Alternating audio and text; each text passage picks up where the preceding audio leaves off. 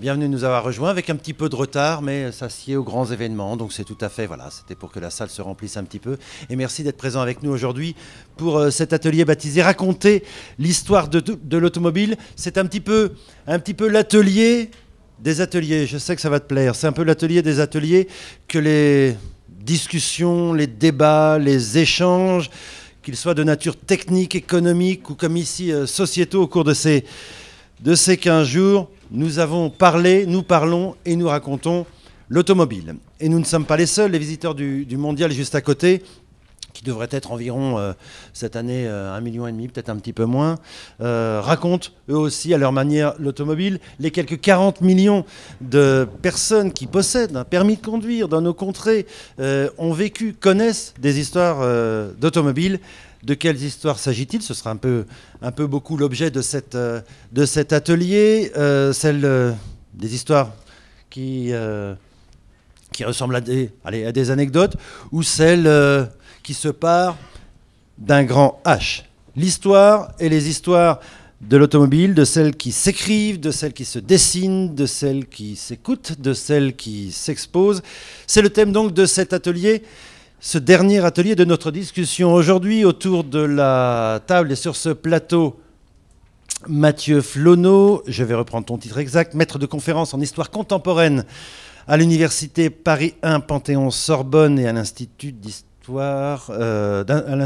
d'études politiques. C'est tout. Ah oui, et pour parler, ce sera avec le micro, sinon ça ne fonctionne absolument pas. C'est pour nos camarades de la télévision. À côté de toi, Thomas Morales, journaliste et écrivain. Est-il besoin de citer? C'est le dictionnaire élégant de l'automobile. J'ai pas ma petite feuille. Aux éditions, c'est ce que je cherchais. Du Fromentin, voilà, absolument.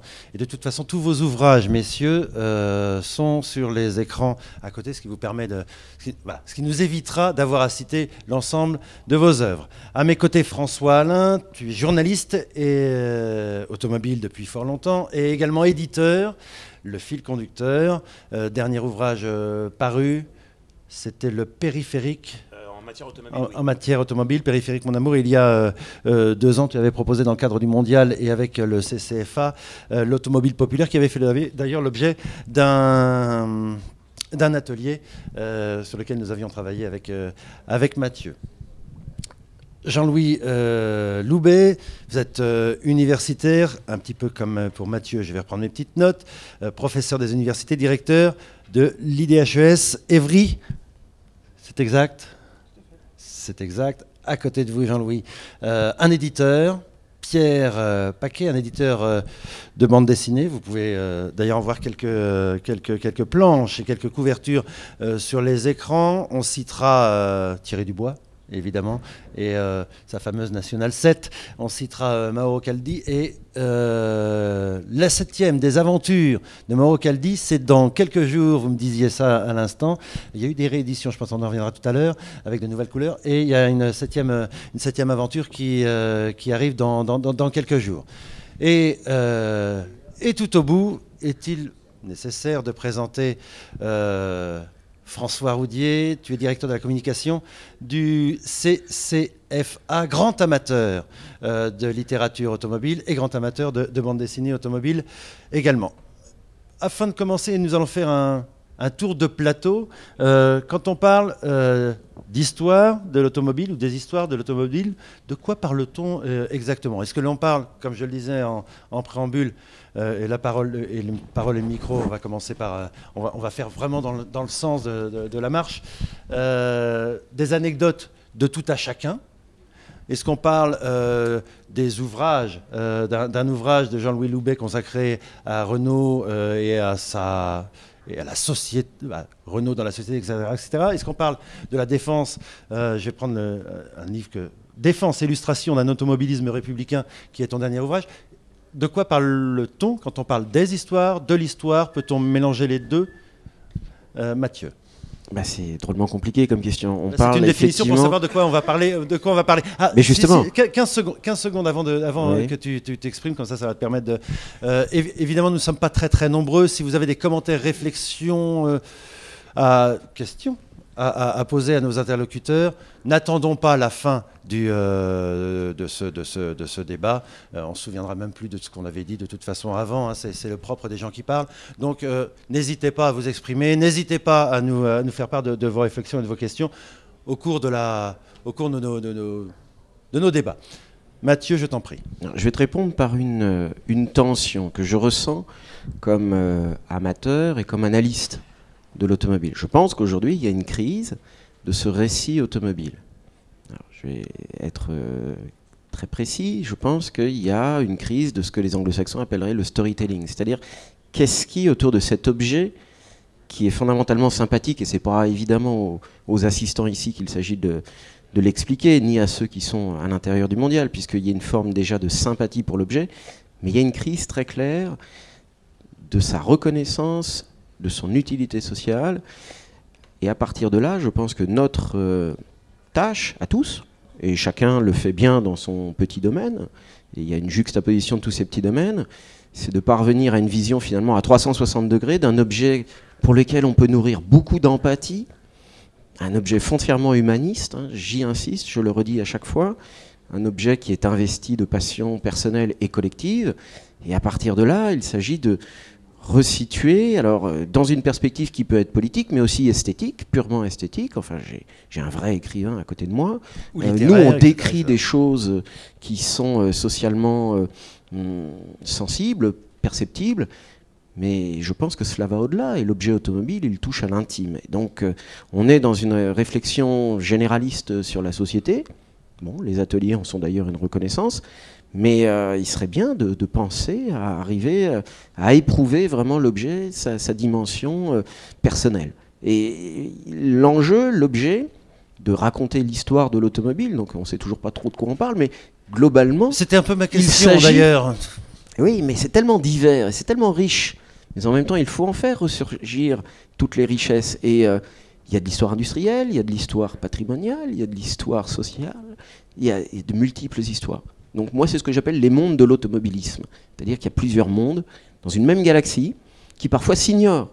Bienvenue dans Star Trek. Voilà, mais on est dans quelque chose qui a effectivement des délimitations qui sont floues, mais enfin globalement, on sait tous qu'il y a un objet empathique. La même question pour toi, Thomas. Tu écris. Est-ce que l'anecdote du petit garçon, de la petite fille qui va avec son papa ou sa maman visiter le salon, ça fait partie de l'histoire de l'automobile, au même titre que le dernier ouvrage que tu as proposé? Oui, pour moi, l'histoire de l'automobile, c'est d'abord une histoire personnelle. Voilà. Je m'intéresse moins à l'histoire des marques, des constructeurs ou des modèles. J'essaye toujours, dans mon travail d'écriture, de relier l'automobile au monde littéraire, au monde de la culture, au monde du cinéma. Voilà, ça c'est mon angle d'attaque. Mais il n'y a pas de petites histoires, il n'y a pas de grandes histoires, oui, il n'y a pas de... Non, moi je considère l'automobile comme un objet extrêmement vivant, avec beaucoup d'émotions. Donc pour moi, l'histoire de l'automobile peut se retranscrire dans un roman, dans un film, et pas forcément dans une histoire classique. Voilà. On va poursuivre. François, tu écris depuis fort longtemps dans l'automobile. Quand tu fais l'essai d'une voiture, quand tu proposes l'essai d'une voiture, est-ce qu'à travers cet essai, tu participes à raconter quelque peu l'histoire de l'automobile? On essaye toujours de raconter positivement l'automobile dès lors qu'on parle de voitures anciennes. Quand on fait un essai d'une voiture actuelle, évidemment, c'est un essai qui n'est pas forcément rempli de sentiments, puisque c'est quelque chose qui vient de sortir, et c'est une voiture qu'on utilise comme un engin de déplacement. Le côté personnel, affectif, arrive généralement plus tard, quand on a une voiture qui rentre dans le domaine de la collection notamment. Et donc là, quand on fait, que ce soit du sujet télé, du sujet de presse écrite, ou ensuite de l'édition, on rentre dans un autre domaine. On écrit rarement un bouquin sur une voiture qu'on n'aime pas. Par définition, on ne va pas écrire un bouquin qui est quand même un gros travail, qui est long, sur quelque chose qu'on n'aime pas. Donc c'est qu'on a forcément une attirance et une sympathie effectivement pour ce sur quoi on écrit. sur les sujets voitures anciennes, qui soient dans la presse écrite, sur Internet ou en télé, c'est pareil. Sauf que, évidemment, le problème, c'est qu'aujourd'hui, on est en plein bouleversement des médias. La presse écrite est en descente constante et malheureusement sans doute inéluctable. Les bouquins, aujourd'hui, ont du mal n'ont pas les chiffres de vente qu'ils avaient il y a quelques années. Et ensuite, bon, ça sera peut-être l'objet d'une autre question, mais dans les bouquins, il y a tout, comme partout, quoi. Il y a des bouquins de qualité très intéressants, des bouquins qui sont juste de la recopie de bouquins déjà faits avant. Et donc, il faut aussi arrêter de prendre le lecteur pour une andouille et de lui montrer 25 000 fois la même photo, le même texte et la même recopie de la même erreur, parce que souvent il y a des erreurs qu'on retrouve d'un article à l'autre, etc. Bon bref, donc ça c'est encore un autre débat. Mais ce que je veux dire par là, c'est que c'est très important de pouvoir cultiver tous ces médias-là pour qu'on puisse sensibiliser les gens à cette histoire qu'on a tous, soit d'un point de vue social, soit d'un point de vue économique, soit d'un point de vue plus familial, plus affectif, etc. Voilà, et je pense que si les gens sont tous ici, c'est qu'ils ont tous une sensibilité sur l'histoire de l'automobile, l'histoire de certaines marques, l'histoire de certains modèles, ou l'histoire d'une époque, parce qu'on peut aussi le voir dans l'autre sens, en transversal, suivant une époque, quand on s'intéresse aux années 50, 60, 70, etc. etc.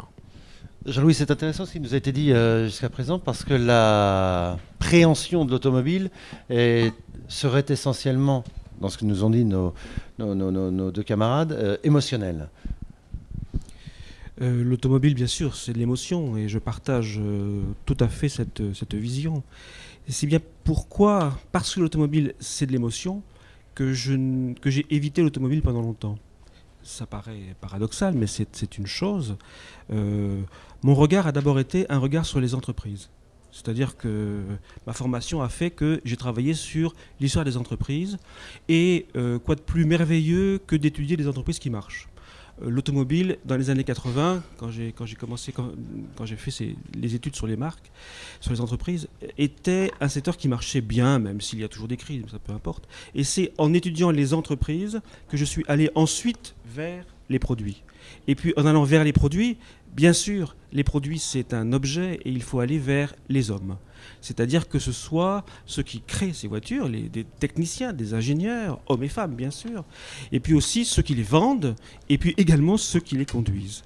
Et donc on arrive ainsi à, en fin de compte, pour moi, ce que dit Mathieu, les automobiles, le monde des automobiles, c'est à la fois l'entreprise, à la fois le produit, la voiture, et à la fois les hommes. Et tout cela dans un grand contexte qui est celui d'une histoire économique, sociale et politique, sujet qu'on n'aborde pas assez, qui sont très importants pour bien voir en fin de compte que nous avons quand même longtemps en France de nombreuses marques qui ont leur singularité, qui ont leur particularité et qui montrent une très grande richesse d'entreprises, de produits et de ceux qui sont autour. Donc je pense que l'automobile française est, me semble-t-il, plus riche que d'autres automobiles. Pierre Paquet, vous êtes éditeur, vous publiez nombre d'albums où l'automobile est un acteur, un réel acteur, et nous y reviendrons tout à l'heure, mais réel acteur de l'automobile. C'est comme nous disent nos camarades, comme dit Jean-Louis, c'est social, politique, économique, etc. C'est uniquement émotionnel, c'est... Comment vous sentez ça quand vous découvrez un album de Thierry Dubois, un Mauro Caldi Alors, nous, quand on va sur des salons automobiles, d'ailleurs de voitures plutôt anciennes, on a généralement un meilleur accueil que sur des salons contemporains. Parce que c'est vrai que déjà nos histoires touchent plus des voitures anciennes, donc il y a plus de nostalgie dedans. La force de la BD, c'est que ça mélange l'esthétique donc de la voiture, on la voit, et évidemment les scénarios qui vont autour. Donc on est peut-être plus proche du cinéma que de la littérature. Mais nous, en tout cas, quand on a créé la collection Calandre, notre volonté, c'était de dire que si on enlevait la voiture de l'histoire ne pouvait plus marcher. Parce que suite au premier album qu'on a sorti, qui ont été des gros succès, puisqu'on en a vendu plus de 25 000 exemplaires, on a reçu plein de projets, mais en fait, où la voiture était juste un décor. Elle n'était pas l'héroïne de l'histoire. Et ça a été très compliqué d'expliquer ça aux auteurs, de leur faire comprendre. Ils disaient, voilà, si je te mets un vélo, ça marche aussi. Oui, non, c'est pas pareil parce qu'on la voit pas. Oui, mais il faut pas que la voie, il faut qu'elle participe à l'histoire. Et aujourd'hui, on commence à essayer de faire maintenant des voitures plus récentes, mais c'est plus compliqué parce que déjà les gens s'y intéressent peut-être moins, où il n'y a pas l'esthétique qui va faire qu'on va aller ouvrir la voiture. Donc pour l'instant, on est plutôt spécialisé dans la voiture ancienne, mais on arrive avec des nouveaux projets sur des voitures récentes, où là, évidemment, ça implique d'autres types d'histoires. Et donc c'est là où je peux rejoindre mon camarade en disant, bah voilà, ça va mêler peut-être plus de la politique et ce genre de choses avec des histoires plus contemporaines. Ou jusqu'à actuellement, on était plutôt sur la nostalgie. Un lecturophile d'automobile dans tous ces domaines, c'est un petit peu tout ça. En plus de tes fonctions qui sont très importantes dans le monde de l'automobile, on a parlé politique, on a parlé économie, on a parlé émotion, nostalgie. C'est un petit peu tout ça que recherche le lecteur. Oui, sûrement. Et je crois qu'effectivement, on a une vision de l'automobile, alors surtout au CCFA, qui va du journal officiel avec les nouveaux standards du bonus-malus, en passant par les résultats financiers de Peugeot, et puis avec derrière dans la tête des chroniques de JDM dont on se souvient encore. Donc je crois qu'on est dans une ambiance automobile, et une association professionnelle se doit de réfléchir à tout le système et toute l'histoire de ce qu'elle représente. Alors, lorsque vous êtes dans l'agriculture, vous pensez à ce qu'a été l'histoire de l'agriculture. Mes amis de l'aéronautique de la défense pensent à l'histoire de la guerre, à l'histoire de l'aviation. Et l'automobile au CCFA, finalement, l'histoire de l'automobile était tellement visible que finalement personne ne s'en occupait. Or, les histoires de l'automobile, de l'automobilisme, des anecdotes représentent cette culture de l'automobile. Et moi, je suis d'origine historien, je crois que c'est extrêmement important pour nous de tout présenter, et pas forcément de juger, et de garder par contre une rigueur, parce qu'une association professionnelle, c'est pas marrant, elle garde une rigueur. Si un constructeur a fait faillite, ma foi, s'il a fait faillite, c'est qu'il y avait peut-être des raisons. Et je reviendrai sur un point qui pour moi est extrêmement important, et les historiens comprendront, c'est qu'il faut toujours faire attention à ce qu'on présente. Est-ce que c'est vraiment la réalité ? Sans être pédant, la bataille de Kadesh, pendant des années, nous avons cru qu'elle a été gagnée par Ramsès II. En fait, il a pris une déroute terrible. C'était les Hittites qui l'avaient gagnée. Seulement, les Hittites ont perdu leur histoire. Il a fallu des travaux archéologiques pour comprendre qu'effectivement, les Hittites avaient gagné. Ils avaient tellement gagné que finalement, après, ils se sont massacrés entre eux. On l'a retrouvé parce qu'on a eu la science de l'archéologie. Et je crois que c'est extrêmement important dans l'automobile de mettre un petit peu de science. Un peu de science, alors sur l'histoire telle que l'a fait notre ami Jean-Louis, qui est vraiment du travail lourd de thèse. Il y a de la science dans la sociologie, l'approche des intellectuels et de l'automobile. Et ce qu'a fait Mathieu est remarquable, parce que c'est pas évident. Tous les intellectuels ne sont pas des autophobes, au contraire. Et puis après, c'est la science de l'émotionnel. Si on achète des BD automobiles, c'est bien que ça représente quelque chose. Les travaux de vos travaux sont remarquables, parce qu'effectivement, on voit qu'on touche tout le temps à l'automobile. Et puis, aller dans le fond d'un modèle, c'est fabuleux, parce que ces gens, comme notre ami François Alain, qui conservent le patrimoine national automobile, alors que ce n'est pas l'État qui le conserve, ce sont eux qui représentent l'histoire. Donc vous voyez, je crois que c'est très important que l'association professionnelle essaye de comprendre tout ce qui représente le passé, et en fait la structure, on dirait l'exosquelette maintenant, de ce que représente l'automobile. Alors à qui on s'adresse quand on parle d'automobile, à qui on s'adresse? Pour rebondir, la transition était très bien trouvée, très bien faite, comme si on l'avait bien préparée. À qui on s'adresse? C'est raconter l'histoire de l'automobile d'hier pour mieux comprendre celle d'aujourd'hui, pour mieux comprendre qui nous sommes, en fait. C'est un petit peu ça, non, Mathieu? Oui, enfin, l'historien fait semblant de s'intéresser au passé. Je pense que là, tout le monde est d'accord pour dire que c'est le contemporain qui nous intéresse. Et il circule là, évidemment, c'est un peu hypnotique, mais les quelques couvertures, mais aussi des images. Il y a des images de musées. Musée Schlumpf, voilà. Parlons-en.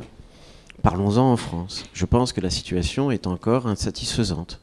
Et ce lien avec le passé, c'est quand même le musée qui, pour le grand public, en est la cheville ouvrière. Donc, il y a certes des manifestations vivantes, des des effets de club, des choses très conviviales. La convivialité, elle est décisive. Enfin, elle a été soulignée par chacun là dans l'approche. Et je partage le souci scientifique de mettre à distance l'objet. Moi-même, j'y suis arrivé très tard. J'y suis arrivé par l'histoire urbaine. J'ai fait de l'automobile un objet de l'urbanisme. Mais on est là quand même dans quelque chose qui est capable de mobiliser les gens le week-end.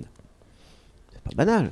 Et donc, le samedi soir, ils peuvent lire. Et puis le dimanche, ils mettent en pratique, ils traversent Paris. Enfin, il y a des choses tout à fait Ils prennent l'autoroute qui est peut-être gratuite un jour. C'est formidable. Ça, c'est pas gagné, mais on est effectivement dans des comportements. On est dans une éthique aussi de vie. C'est-à-dire que ça déborde très largement un comportement qui serait simplement consumériste. On engage jusqu'à sa famille. Donc c'est quand même quelque chose qui est lourd parce que ça implique les enfants, l'épouse, ou au contraire, la passion peut être partagée par l'épouse et puis par le mari. Donc bon, c'est un peu compliqué. Ça dote l'objet d'une épaisseur qui, je pense, est in fine, et j'espère qu'on aura l'occasion d'y revenir, qui est profondément politique. C'est pourquoi aujourd'hui, je crois qu'il y a une crise de ce récit de l'automobile et que les musées, s'il y avait une politique cohérente, donc il y a des essais, d'accord, mais enfin, s'il y avait une politique cohérente, ces musées seraient un relais pour rendre plus acceptable ce qui est véritablement partie prenante de la vie quotidienne de chacun, mais qui n'est pas reconnu. Et on se trouve dans une situation française bien particulière, où il y a une forme de schizophrénie, où l'automobile est aimée par chacun, mais collectivement défendue par très peu. Oui, mais M. Bopin est venu visiter quand même le salon, comme quoi il y a du mieux. Jean-Louis, sur cette question, quand on s'adresse, pour qui? On s'adresse pour mieux comprendre aujourd'hui, nous en général, pour mieux comprendre l'automobile en général aujourd'hui. À qui on s'adresse quand on tente de raconter, avec les différents moyens qui ont été dits, de raconter l'automobile? Je pense qu'on s'adresse à beaucoup de monde. Et je prendrai plusieurs éléments qui ont déjà été abordés. Il y a les passionnés, les nostalgiques, mais il y a aussi les acteurs.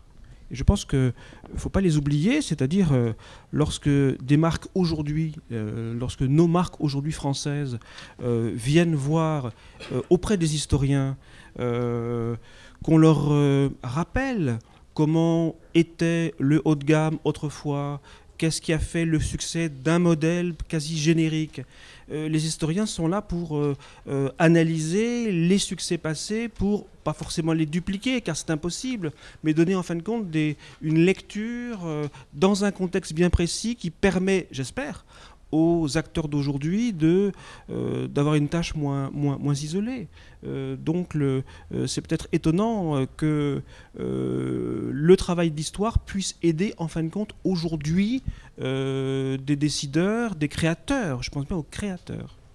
Et l'automobile, quand on parle pour qui, et là je me tourne vers l'écrivain, oui, à qui on s'adresse, est-ce qu'on parle de véracité de l'automobile comme le font les éminents universitaires qui sont autour de la table, ou même dans le cadre de ton travail, comme vous faites, ou quelle véracité porter? Est-ce que la véracité est importante dans cette démarche? Dans le roman, évidemment que non. Une importance, voilà. Mais je trouve la difficulté, c'est de savoir à quel lecteur on s'adresse. Et j'ai l'impression, je peux me tromper, que l'édition, le monde de l'édition ou la presse écrite est très segmenté. Hein. Donc c'est très très très difficile quand on traite de l'auto et du cinéma, de l'auto et du roman, de réunir beaucoup de gens. J'ai l'impression que ça marche quand même par chapelle. Voilà. Je peux quand même donner un exemple parce que on l'évoque souvent avec le camarade Mathieu, c'est Baricot. On est à mi-chemin. Avec l'automobile, il est difficile d'être complètement dans le roman parce que la voiture existe. Quand Sagan évoque une voiture, la voiture existe quand même et pourtant on est complètement dans le roman. Mais bon, Sagan évoque rarement la voiture, elle évoque le sentiment de vitesse. Elle a quand même été au-delà du produit. Hein. Mais alors peut-être que les crossovers marchent dans la production automobile, mais en matière de création littéraire, c'est un petit peu plus compliqué. Ce sont des marqueurs d'époque. Quand on relit Sagan aujourd'hui, ce sont des marqueurs d'époque. On va dire le temps béni des 30 Glorieuses. Voilà, on peut dire que ça réunit là un certain nombre de gens. La nostalgie, voilà. Peut-être c'est ça le dénominateur commun Alors tous. Tu parlais de nostalgie, et c'est le premier, c'est Pierre qui vous avez évoqué le terme de nostalgie tout à l'heure. Est-ce que dans le dessin, est-ce que la véracité, est-ce que le vrai modèle, on sait que dans Michel Vaillant, c'était très important que le modèle soit précisément celui qui avait couru au Mans l'année dont il parle. Est-ce que c'est ce que recherchent est-ce que le lecteur recherche ça, la véracité du modèle, la véracité de... Alors, ça dépend du salon où on est. Un festival BD, ils seront peut-être un peu plus tolérants, mais d'une façon générale, évidemment, les lecteurs de cette collection-là, qui est en plus une niche, parce qu'elle est dédiée au monde de la voiture, ils sont assez pointilleux quand même. S'il y a une erreur, ils vont le signaler très vite. Et d'ailleurs, s'il y a trop d'erreurs dans les bandes dessinées, la collection, elle perd sa valeur auprès des fans. Moi, ce qui était super intéressant, ce que j'ai appris au niveau du dessin, c'est qu'on a 3 collections, donc Cockpit qui sont les avions, Calandre les voitures et Carénage la moto. Et en fait, je pensais que c'était les avions les plus difficiles à dessiner, et en fait, ce sont les motos. J'ai énormément de mal à trouver un dessinateur pour la moto. Apparemment, c'est très difficile à mettre en vitesse. Et je pense que finalement, le plus facile est la voiture, étonnamment. Mais il faut quand même faire attention à respecter les proportions et les choses comme ça, parce que une voiture ratée, ça se voit très vite, moi je trouve. Et donc je dis pas que c'est facile, mais en tout cas, des 3 collections, c'est la plus facile. On évoque la véracité, à qui on s'adresse à travers ça. Tu es journaliste, la presse, télé, radio, presse écrite, est essentiellement, quand on parle de voiture, malheureusement, c'est souvent des l'essai de la nouvelle bleue, de la nouvelle jaune, etc. Il y a très très peu de gens qui peuvent écrire sur la voiture vraiment en ne racontant pas, à part la taille de la boîte à gants. Il est très très difficile de parler d'une voiture, d'un essai de voiture. Donc, où est la véracité? À qui on s'adresse vraiment? Est-ce qu'on a un support de communication? Est-ce que la presse est un support de communication? Alors, moi, je ferai à nouveau le distinguo entre la voiture moderne actuelle qui est utilisée, à part quelques modèles sportifs prestigieux qui sont des achats passion, le reste, c'est de l'achat logique et raisonné pour un usage fonctionnel. Dès qu'on va dans le passé, on est par définition dans de la nostalgie et donc on évoque des souvenirs, une période, etc. C'est pour ça que quand on est... D'ailleurs, il y a un point commun entre presse écrite, télé et une partie des bouquins. Si on écrit ou si on raconte, que ce soit en télé ou en presse écrite, je parle de l'ancienne, en expliquant des détails du style au salon 34, le boulon de 12 a été changé par un boulon de 14, ça va intéresser 200 personnes. Si par contre on explique effectivement qu'on resitue l'objet, la voiture dans son époque, dans sa période, là vous intéressez le grand public. Je veux dire, quand on fait un sujet télé où il y a jusqu'à plusieurs millions de téléspectateurs, il n'est pas possible de raconter... Très peu dans les émissions de voiture, je suis bien placé pour le savoir. On ne peut pas raconter qu'en 32, au salon 32, la peinture vert clair a été changée par une peinture vert foncé. Ça n'intéresse que les ultra passionnés.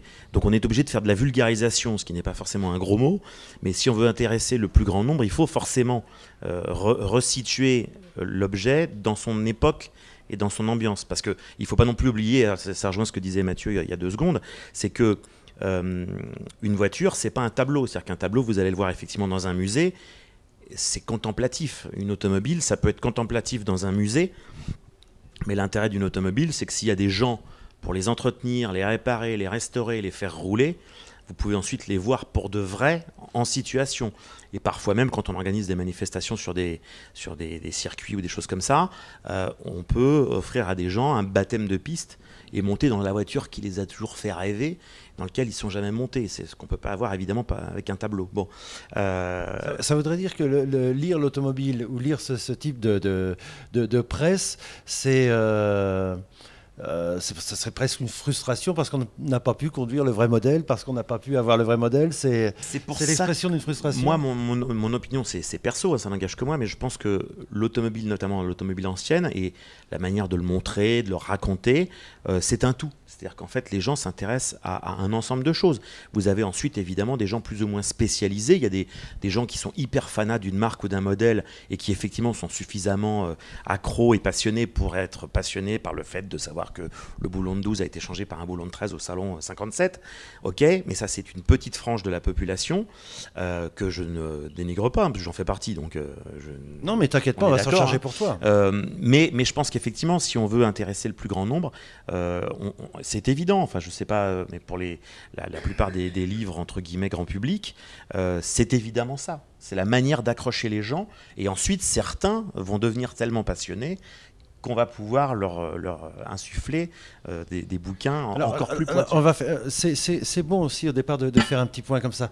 Est-ce que ça se vend, la presse alors vous nous avez dit tout à l'heure que vous aviez les albums marchaient bien. Est-ce que ça se vend Parce qu'on dit pour qui déjà, pour qui, s'il y a des lecteurs, oui, tu aurais pu répondre aussi parce que tu es éditeur, mais pour qui, c'est pour des lecteurs, peut-être à destination des universitaires qui font. C'est réduit, c'est pas réduit. À qui s'adresse-t-on en chiffres? Alors vous nous avez dit 25 000 tout à l'heure. Oui, la bande dessinée est à part. La bande dessinée est à part. Dans la littérature, c'est la seule partie qui continue de vendre chaque année un petit peu plus, alors que la littérature descend. Donc, la littérature, 1500 exemplaires, c'est un succès. Exactement. Donc, voilà. Mais ce qui était intéressant, c'était également valable pour les beaux livres, parce qu'on soit énormément de beaux livres. Il y a le cas de Thierry Dubois, qui ont demandé énormément de travail. Les beaux livres, généralement, c'est guère plus de 2000 exemplaires. C'est une diffusion de 2000. Il peut s'en vendre 2000 sur 6, 7, 8 ans. Il y a le cas du National 7 de Thierry Dubois qui est à exceptions, part, mais qui s'est vendu avant le passage télé de l'émission des Racines et des Ailes. D'ailleurs, ils n'ont pas mis la couverture, donc j'étais hyper triste qu'ils ne l'aient pas mis pendant l'émission, mais on est vendu quand même à 35 000. Puis généralement, les éditeurs souhaitent être assurés d'un certain nombre d'exemplaires vendus, donc préachetés. Ils vont plutôt se lancer dans des marques généralistes françaises ou quelques marques très haut de gamme, mais je sais pas, une marque comme Volvo par exemple, j'ai fait le break Volvo 240. Et Volvo, t'en avais commandé quelques-uns. Ça n'intéresse pas des millions de personnes. Vous venez avec un projet sur Citroën dans une maison d'édition, vous avez plus de chances d'être écouté que si vous venez même avec un projet sur Mercedes. Mathieu, parce que c'est aussi important cette question. Non, ça je pourrais la poser, retourner à Jean-Louis ensuite. Mais de mon point de vue, ça ne se vend évidemment pas assez, mais il faut savoir de quoi l'on parle également. C'est-à-dire que les tirages que vient d'évoquer Thomas ne sont pas ceux évidemment de la bande dessinée. On est quand même aussi dans un monde qui est très parasité. Je veux dire par là que la publication sur papier glacé de très nombreuses revues, et parfois la vie éphémère, vient mettre en circulation des images avec des commentaires plus ou moins patients et donc plus ou moins approfondis, qui viennent effectivement conforter, ça a été dit tout à l'heure, parfois la même erreur à chaque fois. Donc il y a aussi une question de la récurrence de la publication. Et lorsque on évoque ce parasitage sur papier glacé, on a eu un premier atelier qui était dédié à l'art.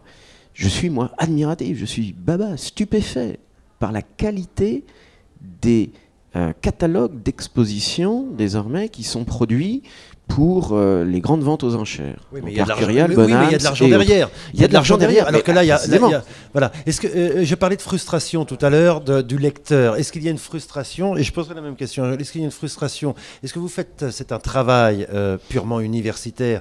Vous y êtes habitué avec vos nombreuses publications? Oui, mais ou c'est un travail plus large? Non, mais Stanislas, tu négliges aussi une chose, c'est-à-dire que nous avons chacun des publics, je pense, différents. Et à l'université, il est très mal vu de vouloir courtiser un autre public. C'est-à-dire que, à la limite, moins j'en tirerais, mieux ça serait. Tes travaux sont intéressants s'ils étaient vulgarisés quelque peu. Oui, et je dis ça sans aucune flagornerie. S'ils étaient vulgarisés quelque peu, pourquoi pas? Oui, mais c'est pas nécessairement la reconnaissance de la diaspora des lecteurs que l'on souhaite avoir. Donc il y a oui, la destination, le destinataire du travail est très importante. Jean-Louis, je vous pose exactement la même question. Le destinataire, les destinataires. Écoutez, je vais être très franc. Les livres que j'ai pu écrire, c'est d'abord pour mon plaisir. Bon, voilà. Bon, c'est vrai qu'en étant universitaire, et bon, avec Mathieu, on a Cette chance, c'est qu'en fin de compte, on ne vit pas de nos livres, c'est tout simplement. Qu'ils se vendent peu ou qu'ils se vendent beaucoup, je dirais, excusez-moi, mais c'est l'affaire de l'éditeur. Voyez, mais force est de reconnaître que les livres sur l'automobile se vendent, je pense, peu, et je pense que c'est normal. Je pense que c'est normal, parce que le monde évolue. S'il y a 20 ans, on pouvait faire un ouvrage sur un modèle, sur une entreprise, et qui pouvait être lu, c'est possible. Mais aujourd'hui, je pense que les choses changent. On est dans un...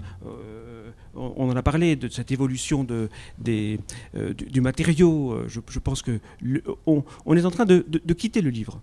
On est en train, je pense, plus ou moins quand même, de l'abandonner. Et on va vers l'image. Ça veut dire que ceux qui écrivent l'automobile, eh bien, peut-être vont-ils devoir bientôt la montrer et se mettre dans une autre forme d'écriture.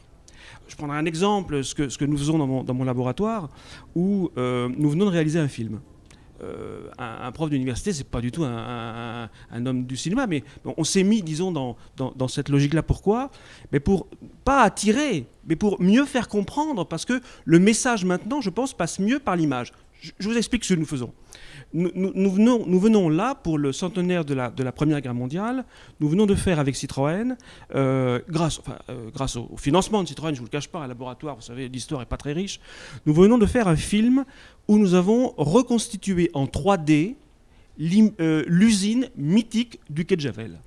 Et nous avons, à partir d'un plan de Paris, nous avons fait remonter les murs et nous avons mis une caméra à l'intérieur qui permet de voir le cheminement de la production d'un obus entre 1915 et 1918.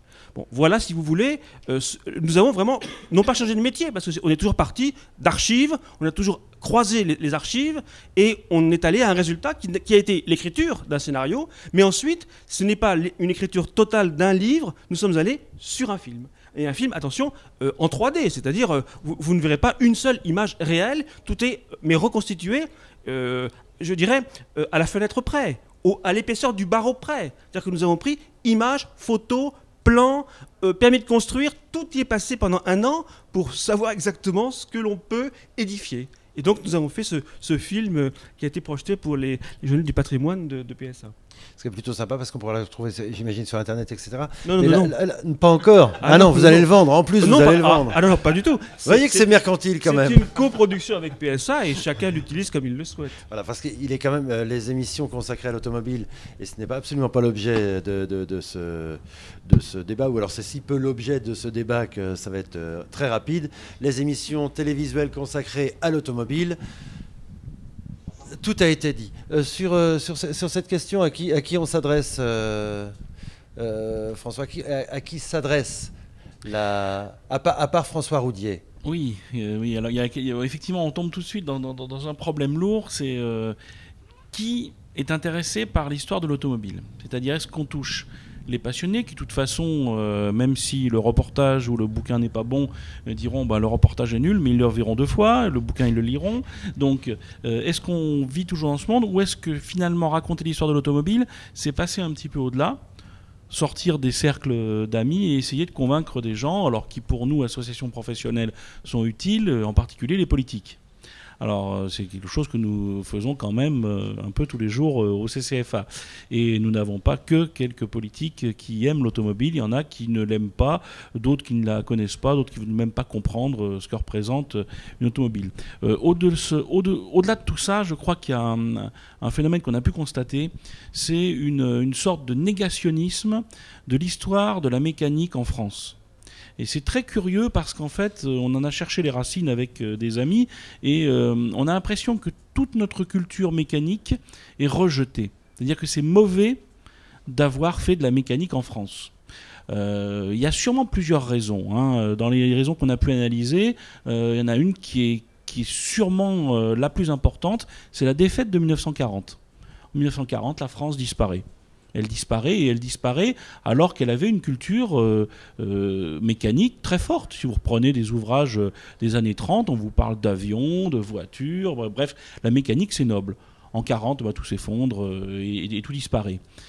On repart dans les années 50 avec des mécaniques qui fonctionnent, on retrouve l'automobile, on retrouve l'aviation, les bateaux, les sous-marins, et puis finalement tout ça se retrouve coincé dans l'époque dite 68 d'un rejet de la consommation. Or, l'automobile, ça représente quoi? L'automobile, c'est le symbole de la réussite du monde capitaliste et de la consommation, puisqu'on est vraiment dans l'ABC du marketing, de la vente, et lorsqu'on voit maintenant tous les pays émergents, on voit très bien que c'est la victoire du capitalisme sur les idées qu'on avait pu avoir à partir de 68.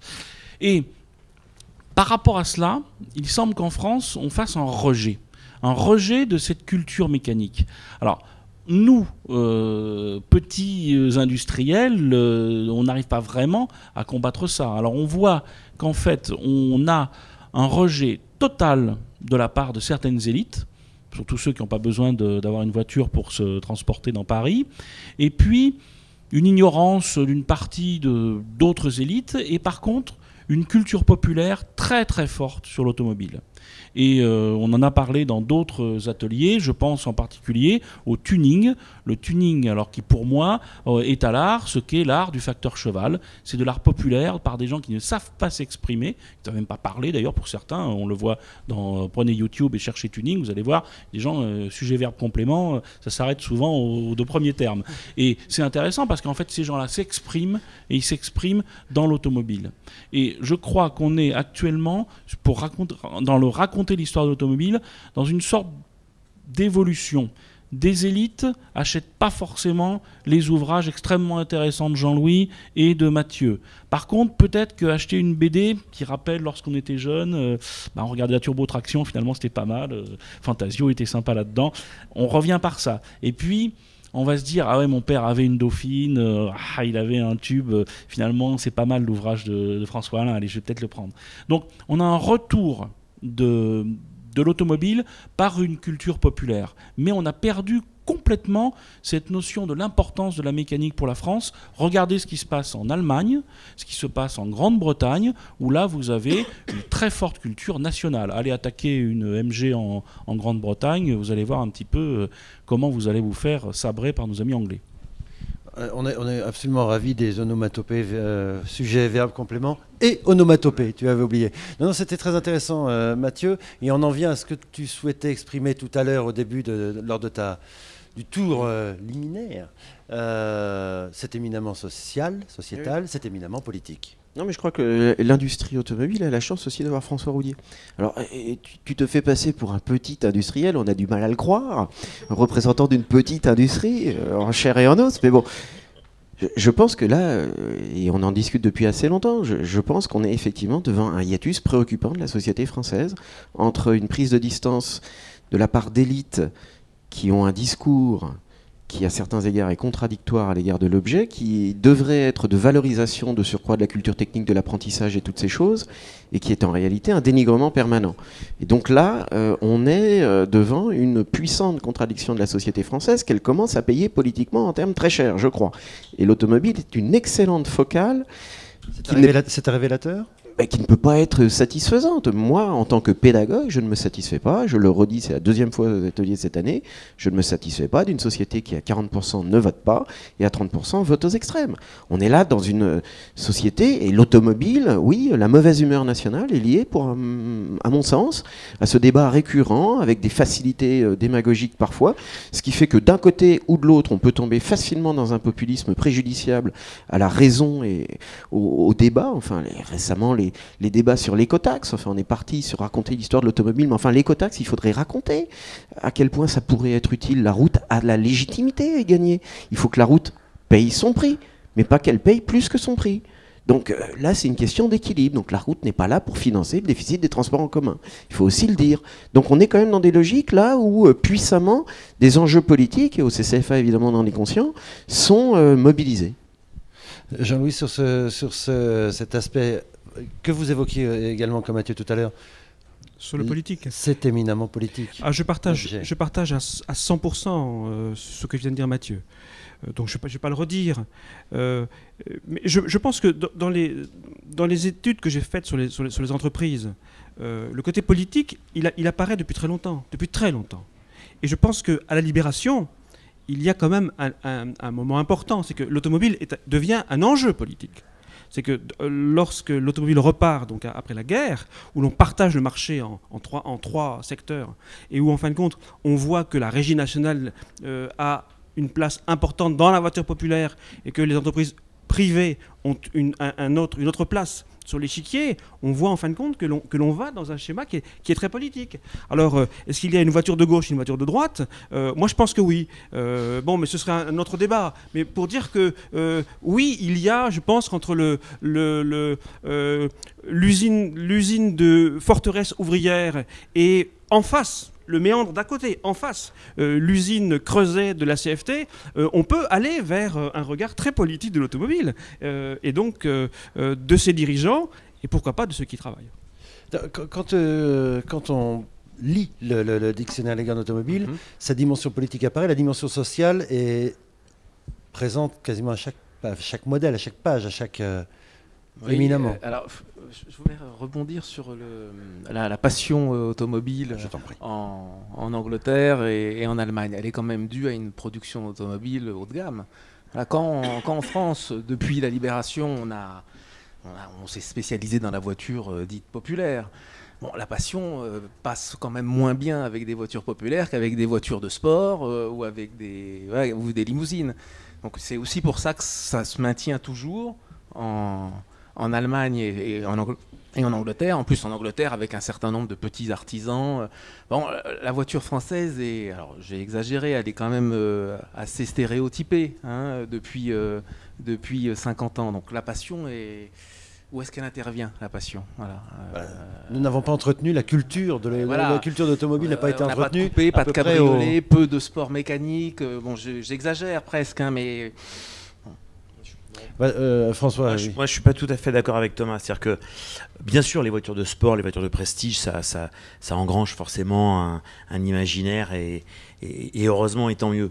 Mais en France et dans d'autres pays industrialisés en termes d'automobile, la voiture populaire a un vrai rôle même nostalgique.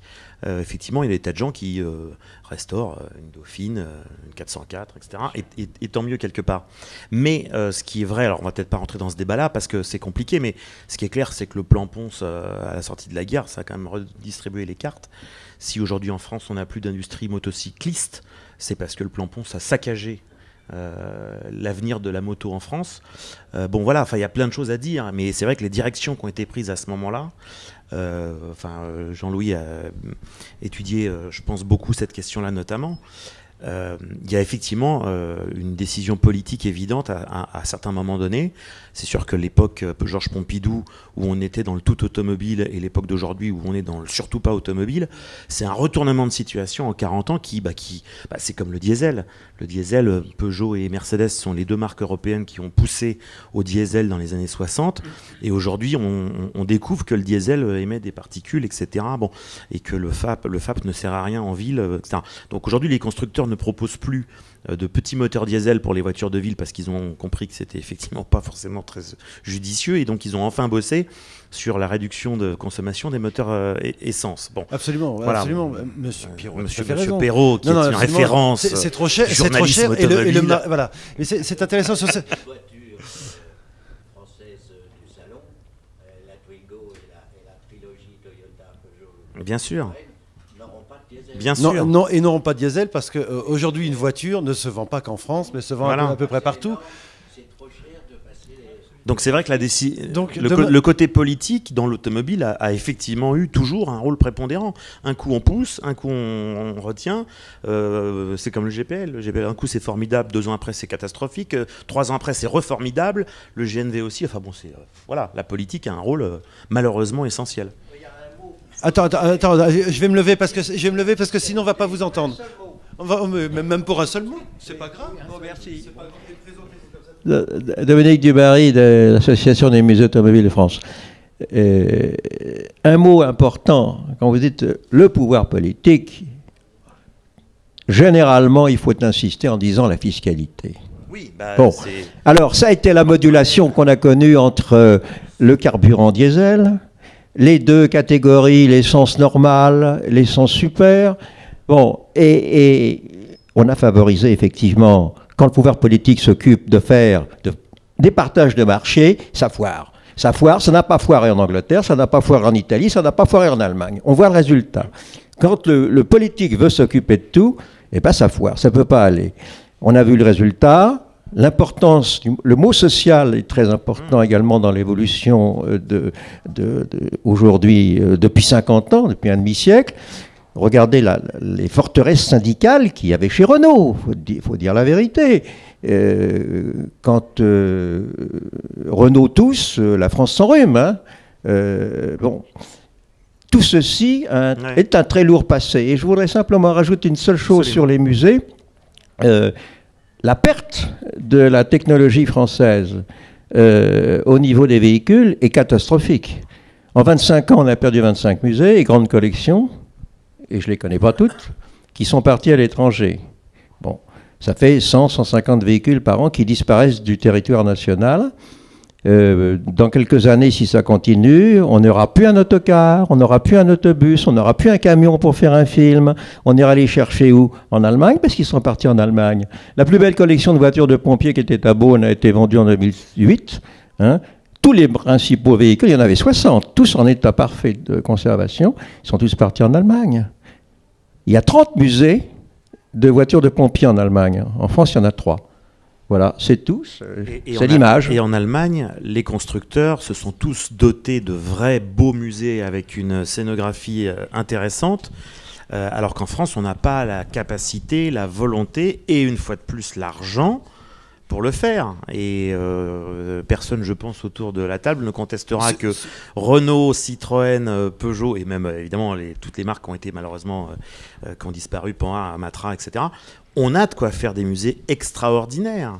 Et on ne les a pas. Et on va revenir sur les on va continuer sur les musées, même si je voulais y arriver plus tard, puisque nous y sommes. Je t'en prie. Oui, sur le cas de l'Allemagne, c'est intéressant parce qu'en fait, ça renforce un peu ce que je vous disais tout à l'heure. Je crois que chaque peuple a besoin d'avoir une histoire commune et une histoire positive. Et en France, en fait, notre réussite industrielle a milité contre notre histoire. Hein, et la situation que vous décrivez dans l'automobile, je peux vous le dire, c'est la même dans l'aéronautique. Les plus beaux avions pourrissent sur l'aéroport du Bourget. Pourtant, l'aéronautique, on connaît quand même en France. Ce qu'il faut voir, c'est que en Allemagne, l'automobile est devenue un symbole national. Parce que bon, il s'est passé quand même pas mal de choses entre 1933 et 1945 qui font que nos amis allemands sont pas très fiers. Et il fallait quand même retrouver. Un peuple peut pas vivre dans une négation totale de son histoire, de son savoir-faire. Et l'apport de l'automobile dans cette nouvelle nation allemande est considérable. Alors certes, nos amis allemands ont été des champions de la machine-outil, des champions de l'électroménager. Enfin bon, une machine à laver, c'est moins sexy qu'une Mercedes. Donc quelque part, ce prestige s'est retrouvé dans l'automobile. En France, finalement, on avait tellement de choses. On a fait tellement de belles choses après 1945. Alors dans un bordel couvré, comme on dirait en militaire, c'est sûr qu'avec des affaires ahurissantes au niveau politique, syndical, quand on regarde l'histoire des années 50, jusqu'à 47 en particulier dans l'industrie, on se demande même comment elles ont pu survivre. Pourtant, elles sont encore là. Mais on avait tellement de choses que finalement, les politiques et les industriels, qui sont quand même très liés à la vie, à leur vie et aux politiques, n'utilisent pas cette histoire parce qu'on n'en a pas forcément besoin, ou on a l'impression qu'on n'a pas besoin de nos racines. Alors c'est intéressant parce que les pouvoirs publics ne sont pas intéressés par la valorisation de ce patrimoine et de notre histoire. Et il faut bien reconnaître, les Français en général, pas tellement plus non plus. Pourtant, il y a une passion patrimoniale française. Des musées, si les musées ferment, c'est également, et on connaissait bien ce musée, le musée que vous avez évoqué, s'il ferme, c'est qu'il n'était pas tellement pratiqué non plus. Donc ça ne vient pas seulement des pouvoirs publics, ça vient... On n'aime pas notre histoire. On n'aime pas notre histoire. Mais je pense au contraire qu'on en est passionné, mais que cette dimension-là technique est relativement méprisée et qu'elle est mise et qu'elle est considérée comme contingente. C'est-à-dire que la France ne s'est pas vue, enfin ça c'est une problématique traditionnelle de l'analyse historiographique française sur l'industrie, La France a toujours été un grand pays industriel, mais finalement faiblement industrialisé, et on avait l'espoir de conserver une voie duale vers une industrialisation au champ, à la campagne, etc. Et donc on n'a pas vu qu'il y avait des grandes concentrations ouvrières qui avaient du sens. Alors en région parisienne, à un méandre près, j'aime bien l'image, parce qu'effectivement, il y avait quand même 150 000 ouvriers qui travaillaient de l'automobile à Paris et dans la très proche banlieue au début des années 70. Aujourd'hui, il n'y en a plus. Alors il est plus facile de refouler l'objet quand il n'y a plus de gens qui le font vivre. Mais je voudrais ajouter une chose, c'est que je demande de réouvrir les archives des ateliers du Mondial. Il y a 2 ans, on a eu un atelier, il a été dit ce qu'il fallait dire du patrimoine automobile français. Je me souviens. Il y a des choses qui ont évolué depuis, on s'en félicite. Mais enfin, on attend toujours la grande ouverture d'un musée Renault, on attend toujours une politique plus centrée peut-être, mais alors là je laisse Jean-Louis évidemment s'exprimer sur le cas PSA, mais enfin j'ai toujours du mal quand même lorsque on se réjouit que le conservatoire Citroën soit ouvert à 50 personnes par jour. J'ai toujours du mal à comparer cela aux 700 000 visiteurs de ce musée Daimler qui est absolument incroyable à Stuttgart et qui est dupliqué par le musée Porsche dans la même ville. Et il y a le musée BMW qui est un truc absolument extraordinaire. Et il conjugue le patrimoine au présent. C'est à peu près, voilà, c'est ça. La valorisation du patrimoine, c'est aussi, ça correspond et ça répond des mêmes choses qui a été dites tout à l'heure. Ça répond à la même chose que les livres que vous faites, que les publications que vous avez, Jean-Louis. Quel est ce problème de transmission du savoir par le patrimoine que nous avons? Je pense qu'on a tous les éléments. François a parlé d'un pays qui n'aime pas trop la mécanique. Je pense que c'est vrai que je crains que nous ne sachions pas lire, en fin de compte, notre histoire automobile.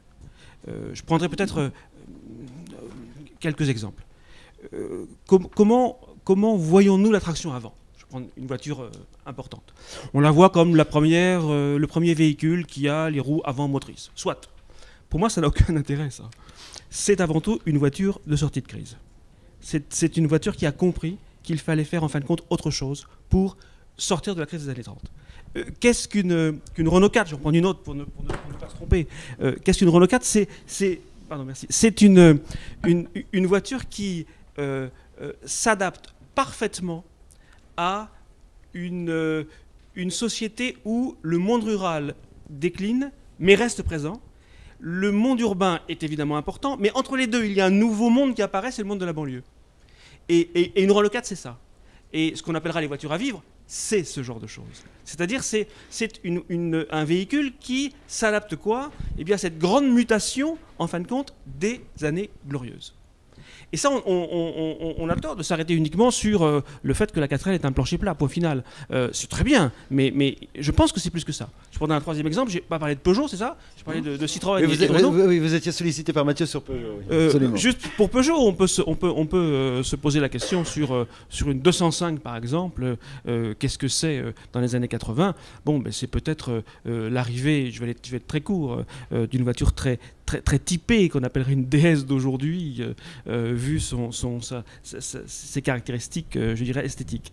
Alors je pense que pour moi, je crains que l'on n'arrive pas en fin de compte on ne sait pas, ou c'est notre faute à tous, c'est qu'on ne va pas en fin de compte pousser l'analyse de la faire partager comme on devrait le faire. Je pense qu'il faut avoir une autre lecture de l'automobile, pas simplement des engins à moteur, ce sont des engins de société, ce sont des engins de vie, et je pense qu'il faut voir comme ça. Alors, pardon. Non, mais c'était sur les musées. Absolument, sur les musées, c'est très intéressant. Et la valorisation d'automobile, peut-être aussi les musées de leur côté, puisqu'il convient de ne pas accuser la terre entière, les musées de l'autre côté ne font pas leur rôle de transmetteur vers le grand public, ou vers le public en général. Je ne prendrai que les musées automobiles des constructeurs. Il est certain que quand on voit la collection Renault cachée à l'usine de Flins, c'est une collection absolument admirable. Et encore, on parle que des automobiles, parce que si on parle de la collection d'art qui est exceptionnelle, c'est sans doute l'une des plus... Petit à petit, on était avec la conservatrice de ces musées, Anne Henry, au début de ses ateliers. C'est très, très, très lent. À l'étranger, oui. Oui. Et ça a du succès. En France, dans un horizon assez proche d'une dizaine d'années, c'est relativement peu prévu. Et cette collection est formidable. Simplement un petit mot sur cette collection pour ceux qui n'étaient pas là lors de ce premier atelier, l'art de l'automobile. Renault possède une collection absolument fabuleuse d'art contemporain qui a été établie entre le milieu des années 60 et le milieu des années 80 en laissant à des artistes toute liberté de créer à l'intérieur des usines Renault. Et Renault, en échange, laissait évidemment toutes les œuvres aux artistes et en gardait quelques-unes, ce qui fait des œuvres absolument remarquables. On peut parler d'Armand Fatou, Tinguely, c'est absolument fabuleux. Et cette collection est cachée. Oui, elle est protégée. Ah, pardon, protégée. Elle est protégée. Elle est Comme les protégée. Mais voitures, je pense qu'un jour viendra où Renault comprendra que dans cette course au marketing qui est si forte aujourd'hui, un jour Renault comprendra que la marque pourra s'associer à des objets, à des œuvres d'art extrêmement... c'est extrêmement beau. Et je pense qu'un jour, Renault va ressortir ça et va accoler une initiale Paris peut-être à quelques œuvres d'art qui existent dans les... Enfin, je ne vous dirai pas où c'est parce qu'on ne doit pas savoir où c'est. Ah bon.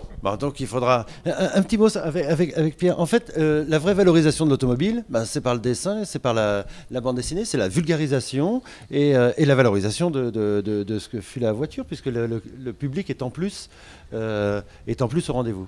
Alors moi j'ai deux anecdotes par rapport à tout ce qui vient de se dire. Évidemment c'est que mon sentiment vu de la BD, mais je pense qu'il peut être intéressant. Je pense que les Français sont le peuple le plus fier de leur marque au monde. La seule différence près, c'est que les autres, ils sont fiers de leur marque qui est mondiale. Les Français, ils sont fiers de leur marque française. Et je pense que le problème, il est là. Pour certaines autos, en effet. Pour certaines autos, donc, en tout cas, nous, dans notre collection, c'est quand il y a évidemment une voiture française sur la couverture, ça se vend beaucoup plus qu'une voiture italienne, par exemple. Donc en tout cas, moi, les gens, ils se disent « Ah, voiture française, je suis ». Donc en tout cas, d'un point de vue économique, c'est intéressant pour moi. Et pour rebondir sur l'histoire des boulons qui m'a plu, je suis entièrement d'accord, c'est que c'est limité à très peu de personnes, sauf que tous les gens qu'on voit sur les salons sont persuadés de connaître très bien l'histoire de la voiture. Et j'ai remarqué que mes dessinateurs ou mes scénaristes trouvaient des petites techniques en disant « Mais vous saviez que ça ?» Et à chaque fois, le lecteur dit non, moi je connais la marque. Et en fait, il joue de ça pour provoquer la curiosité du lecteur pour aller acheter la BD. Et finalement, donc, de cette petite niche de 200, on en fait du marketing, quoi. Donc je suis complètement d'accord avec vous. Il y a... Non, vas-y, réponds. Je vais me lever. Juste répondre à Jean-Louis, parce que sur l'histoire de la collection Renault, que pratiquement personne ne connaît, il a parfaitement raison et c'est quelque chose d'extraordinaire. On a eu l'opportunité pour une émission de télé que tu connais bien, Stan, puisqu'on y a bossé ensemble, on a eu l'opportunité d'aller faire des plateaux de cette émission dans la collection Renault il y a quelques mois, ce qui n'avait jamais été montré au grand public. Donc effectivement, l'avantage d'une émission de télé, c'est qu'en une demi-heure, on touche 1 million de personnes. Le standard M6 a explosé le lundi matin. Et les gens du concert, de Renault Classique, Hugues Portron m'a appelé le lendemain en disant mais carton quoi. Non, mais enfin la chaîne on s'en fiche, mais ce que je veux dire c'est que effectivement, alors c'est une autre lecture que d'écrire des bouquins, mais la puissance d'un média type télévision où on va montrer effectivement dans une émission automobile grand public où il n'y a qu'une partie des gens qui regardent l'émission qui s'intéressent au patrimoine. Le lundi matin, après l'émission, le standard a explosé. Mais c'est où? Mais c'est quoi? Mais c'est formidable. On ne savait pas que le constructeur avait tous les protos. On ne savait pas.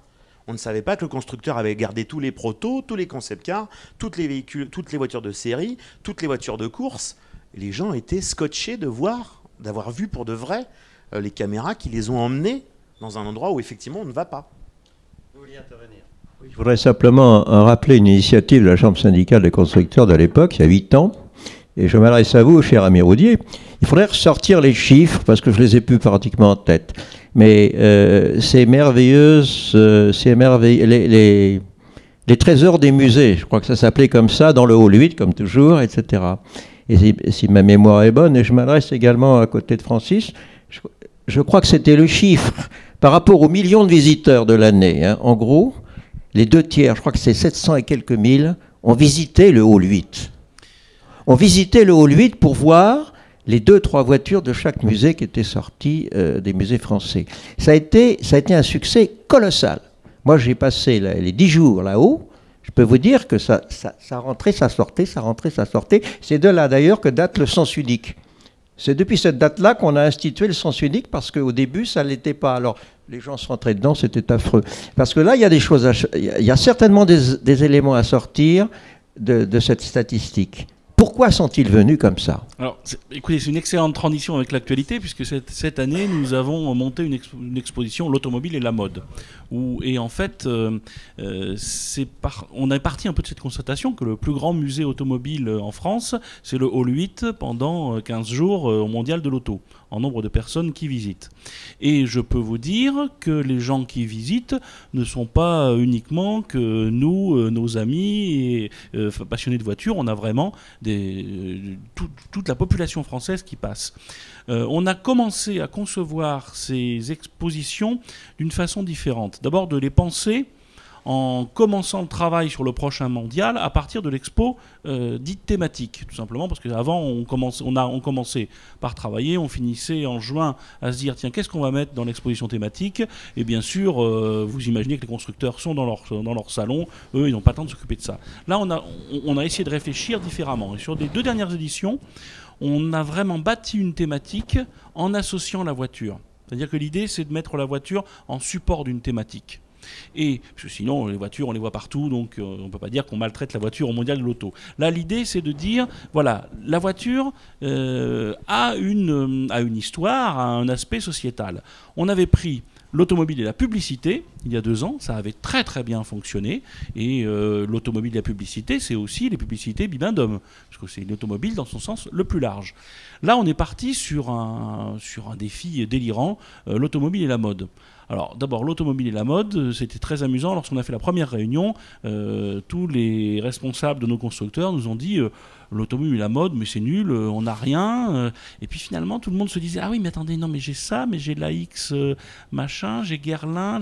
En fait la vraie bataille après ça a été d'empêcher qu'on ait 400 voitures avec 300 figures de mode exposées dans le hall 8. Il fallait quand même que des gens puissent circuler au milieu.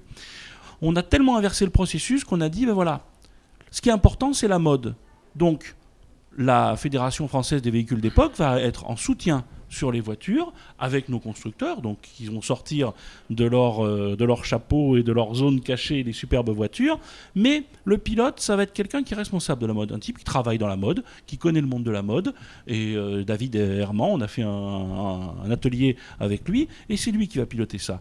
Nous, on a une idée, on voudrait quelque chose de chronologique, parce que pour nous, la mode, ben, ça va de la première affiche du mondial de l'auto, du salon de l'automobile, pardon, de la locomotion automobile de 1898, où on voyait une belle femme habillée chic avec une voiture derrière, jusqu'aux petits œufs de Madame Courrèges. Et lui est parti sur cette idée-là. Ce qui est très intéressant, pour la première fois, c'est qu'on voit qu'on a eu beaucoup de partenaires associés. Et ces partenaires sont venus sans vraiment qu'on les démarche. Ils sont venus par la personne qui s'est occupée de ce dossier. Et en fait, ben, on a réussi à faire travailler des gens sur ce sujet de l'automobile en apportant seulement un support de voiture. Donc en fait, on pense que progressivement, cette exposition thématique va devenir une expo dans l'expo. Une expo dans l'expo et toucher des gens, alors bien sûr par la nostalgie. La nostalgie, ça marche très bien, hein. On le voit sur tous les produits actuels, mais par la nostalgie, et puis parce que ça représente autre chose. J'ai des amis qui sont venus et qui finalement ne s'intéressent pas trop à l'automobile, par contre elles sont allées voir la mode.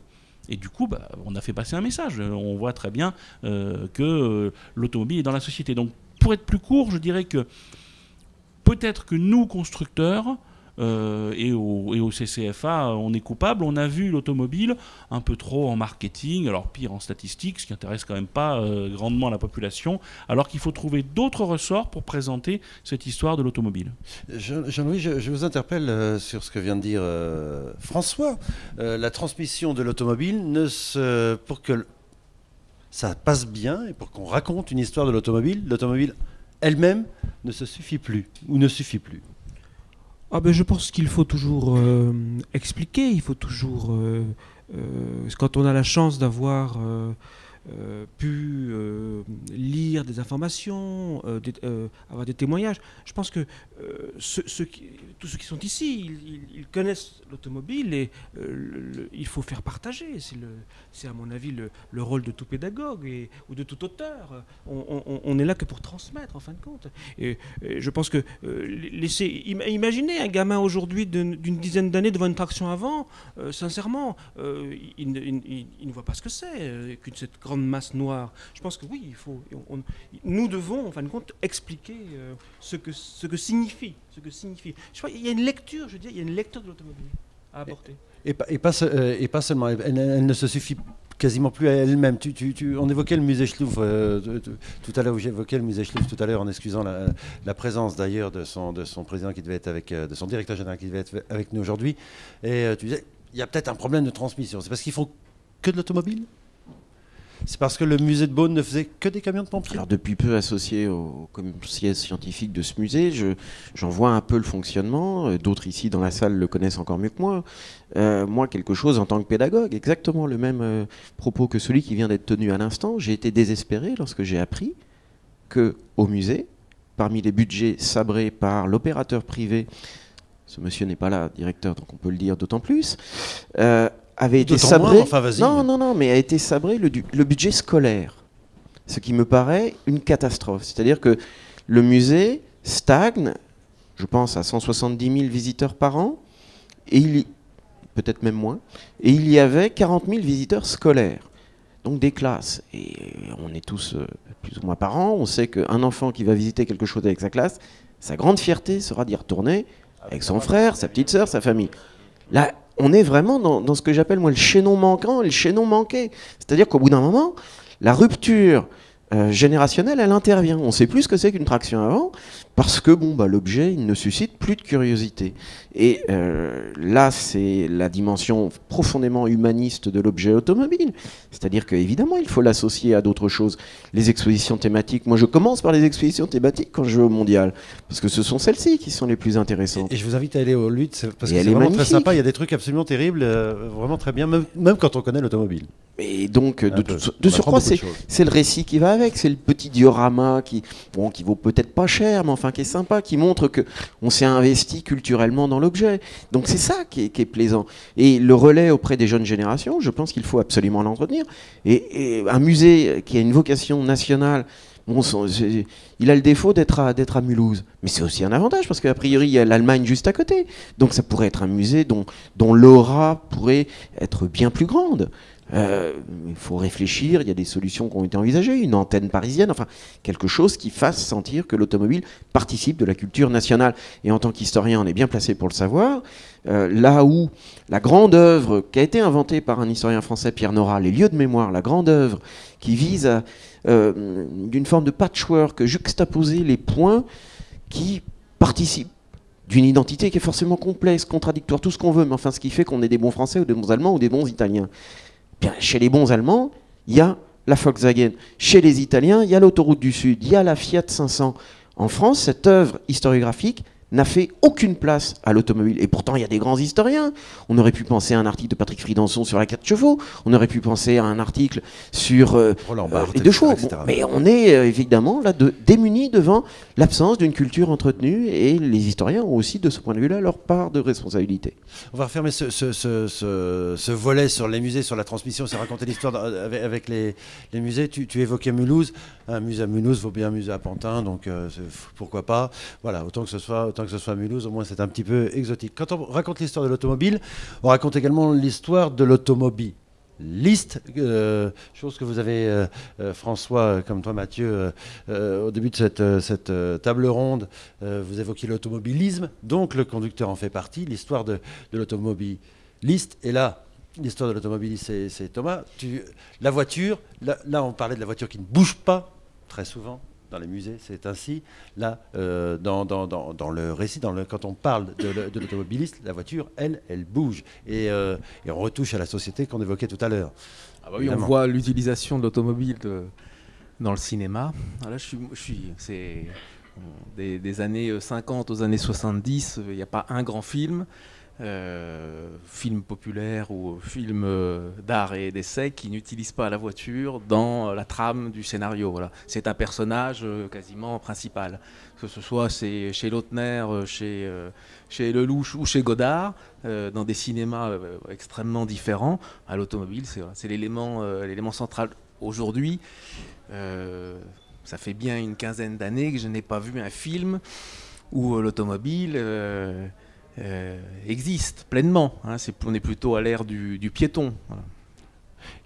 Quand on parle d'automobiliste, on parle de piéton, ce qui est assez amusant. Si, il y a eu dans la démarche pédagogique que tu évoquais, mais dans les plus petits encore, il y a eu Cars qui a fait on peut dire un malheur au cinéma mondialement et pas seulement en France, alors que c'est issu initialement de studios français et que ça a très très très bien marché, mais c'est beaucoup plus jeune, mais c'est une sensibilité à l'automobile, ce qui prouve que qu'on l'aime ou non l'automobile, on ne peut pas faire, et je sais que tu connais et tu m'en avais parlé, on ne peut pas faire sans la voiture. Quand on parle de l'automobiliste, il est quand même très très présent. La voiture n'existe que par l'automobiliste. On a parlé de politique, là on va parler, c'est sociétal, on peut pas faire sans. Les automobiles, c'est ton fonds de commerce, J'en vends peu, hein, donc. T'en vends, oui. Hein. Non, mais conceptuellement, il faut fonder cette histoire qui est une histoire des usages. Donc effectivement, voilà. On entre là, au-delà du boulon de 12. On entre là dans, à la limite, cette histoire à l'épaisseur sociale, culturelle, du mécanicien, du week-end, du temps libre. On entre dans une histoire qui a une texture qui est différente de celle d'une histoire traditionnelle politique ou d'une histoire économique traditionnelle. On entre dans une histoire des usages, dans une histoire de la sensibilité. Oui, et c'est humain. Ça touche peut-être plus que le boulon de 12 que vous évoquiez, François et Pierre, tout à l'heure. L'histoire l'histoire de l'automobiliste. Évidemment, on connaît la voiture de Gaston Lagaffe, mais c'est d'abord les aventures de Lagaffe. Bon, le parallèle que je pourrais faire, c'est un peu comme la bande dessinée. Aujourd'hui, on aime le papier, et demain, on aimera son téléphone avec la BD dessus. Moi, je me rends compte aussi qu'il y a deux types de conducteurs. Enfin, je les appelle les conducteurs, mais il y a ceux qui sont nostalgiques où il n'y avait pas les notions de sécurité, pas de ceinture, on roulait vite, on roulait pas vite, la route était à nous. Et puis il y aura ceux de demain où on sera peut-être dans une vision complètement différente de la conduite. Et je pense que là, en tout cas, ma génération est vraiment entre deux. Voilà, et c'est ça que je trouve en tout cas intéressant. Et je l'observe, pourquoi ? Parce que dans les nouveaux scénarios que j'essaye de signer, j'essaye justement de parler de choses. Quel sera l'automobilisme demain et comment on va conduire, et avec toute cette sécurité, ou est-ce qu'on conduira encore ? Ça se trouve, on sera juste passager de la voiture. Donc, en tout cas, pour le scénario, c'est super intéressant. Après, pour l'excitation du conducteur, je suis moins sûr. Mais oui, l'histoire de l'automobiliste est peut-être une histoire qui s'achève, et même sans doute une histoire qui s'achève, puisque si on prend, je me réfère à ton dernier ouvrage, c'est une histoire qui est longue, qui est intéressante, qui est passionnante, etc. Mais si demain on ne conduit plus, comme vous venez de l'évoquer, la voiture conduit toute seule, ou si on doit rejoindre un axe prioritaire et suivre une voiture pilote, on est à la fin d'une histoire, l'histoire du conducteur automobile. On est à deux doigts d'entrer dans le cimetière des sensations que l'automobile a procuré à plusieurs générations. Et effectivement, cette transition, elle est très sensible chez les jeunes générations qui disent ressentir d'autres émotions par éventuellement les jeux vidéo et autre chose, mais l'air frais, la possibilité d'avoir une voiture pas forcément climatisée, de pencher la fenêtre, c'est-à-dire pas forcément d'être accroché à l'arrière dans des situations particulières. Là, moi, je le ressens de plus en plus vis-à-vis d'étudiants dont je m'éloigne en âge, et je le sens. C'est-à-dire que je leur parle d'un temps qu'ils ne connaissent pas, et des sensations qui leur paraissent secondaires. Alors que je pense qu'il y avait un goût de la liberté, et que celle-ci est profondément, en tant que valeur, mobilisée par l'histoire de l'automobilisme. Donc c'est aussi en tant que conservateur, à ma modeste place, que je m'exprime. Alors il faut construire autour de cela une réaction qui ne soit pas réactionnaire. C'est-à-dire que si on est dans le poujadisme politique, d'une part, je pense que ce n'est pas acceptable. Si on est dans une nostalgie permanente, c'est pas non plus acceptable et souhaitable. Ça peut pas être anti-progrès non plus. Voilà, mais l'équilibre est très, très ténu. François. C'est pour ça qu'il faut, à mon avis, ne jamais oublier qu'en général, on se passionne pour les voitures de son enfance. Tous les collectionneurs aujourd'hui en France, je pense pratiquement tous, ont tous commencé par collectionner les voitures qui évoquaient l'enfance. Ensuite, ceux qui sont devenus des collectionneurs purs et durs, je dirais semi-professionnels, se sont intéressés à d'autres époques. Et heureusement, parce que sinon aujourd'hui, plus personne ne s'intéresserait à ce qu'on appelle les ancêtres. Et heureusement, il y a des gens qui s'intéressent aux ancêtres, puisque ceux pour qui ça évoque leur enfance sont par définition tous morts. Donc ça, c'est un détail très important. Donc aujourd'hui, et ça rejoint ce que disait François sur le tuning, qui, Dieu merci, n'est plus très à la mode. Aujourd'hui, au contraire... Ça dépend où. Dans non, enfin, c'est quand même vraiment... Dépend, voilà. Bon. Aujourd'hui, on revient au culte de la 205 GTI strictement d'origine. Et aujourd'hui, quelqu'un qui a 25-30 ans se passionne pour une 205 GTI, ce qui pour quelqu'un de 60 ans peut paraître surprenant parce que ça n'évoque pas pour lui une voiture rétro, mais pour quelqu'un qui a 25 ans aujourd'hui ou 30 ans, une 205 GTI, c'est la voiture de son enfance. Donc c'est la voiture par laquelle il va rentrer dans l'univers de la collection, et peut-être qu'une fois qu'il sera devenu entre guillemets collectionneur, il va se dire ah bah tiens, c'est vrai qu'une 404 c'est pas mal aussi, ah puis tiens une R16 c'est pas mal aussi, bon, etc., etc. Donc ça c'est très important. Et je pense que le cumul de toutes nos activités à nous tous, c'est ça qui fait vivre l'automobile. C'est d'un côté les historiens, les journalistes, les conservateurs, les collectionneurs, etc. Et donc, c'est vrai que pour un musée, ça ne doit pas être facile, parce que le musée, c'est quelque chose de très statique. Lire un bouquin, c'est vrai qu'il y a des gens qui, Dieu merci, sont encore accros aux bouquins, mais malheureusement, les chiffres de vente, que ce soit en presse écrite et en édition, sont pas très encourageants pour l'avenir. Alors, il reste le support audiovisuel, que ce soit Internet, la télé, etc., où effectivement, en quelques instants, vous touchez des millions de personnes, mais où le revers de la médaille, c'est qu'on peut lire tout et n'importe quoi. Genre, vous allez sur Wikipédia, sur certaines rubriques automobiles, où les gens reproduisent l'ânerie lambda qui a été écrite une fois et qu'on retrouve 25 fois. Et dans les bouquins, c'est pareil, on le sait tous, il y a des bouquins faits sérieusement et des bouquins qui sont de la recopie du bouquin d'avant. Donc voilà, on se retrouve dans cette problématique-là. Mais à l'inverse, je pense que le patrimoine roulant, c'est irremplaçable et c'est ça qui restera le ciment de notre passion à tous. François, puis après Jean-Louis, sur cette question-là, est-ce qu'on ne s'est pas trompé de combat? En fait, c'était pas le boulon de 12, mais c'était l'automobiliste qui était intéressant. C'était celui qui autorise, c'est nous. À chaque fois, dans chaque repas que nous, et c'est pas parce qu'on est dans la voiture, il va à chaque fois être question, après les enfants, etc., de politique et de voiture. Tout le monde parle de voiture, et on ne parle pas forcément du boulon, mais on parle de, même si ça date des années 70, et je l'ai appris dans ton livre, des couloirs de bus à Paris, des machins, des trucs. On s'est trompé. L'histoire de l'automobiliste, c'était peut-être ça le ferment du truc pour arriver à l'histoire de l'automobile, non? Et à raconter cette histoire de l'automobile. Oui, mais alors là, on va avoir deux histoires. On va avoir deux histoires, c'est-à-dire l'histoire fantasmée et l'histoire réelle. J'adore tout ce qui se passe autour de la National 7, parce que c'est génial. En plus, ça passe à la Palisse, à côté de chez moi. Voilà. C'est très beau. C'est un grand fan de Dubois, donc ça tombe bien. En plus, je suis un fan de Dubois, et j'ai plein de copains dans ce camion ancien. Et en fait, cette histoire, c'est une histoire fantasmée. On vous parle de la France heureuse, la France des années 50, celle des années 56-57, quand les jeunes Français se faisaient tuer dans les djebels. C'est ça la France, où on bouffait pas forcément à sa faim, on n'avait pas de loyer, on n'avait pas de logement. Donc on a fantasmé une histoire. Et c'est devenu la France heureuse de la National 7, les vacances. Il faisait pas tout le temps beau quand on descendait dans le Midi. Il y a deux histoires. Alors laquelle on garde?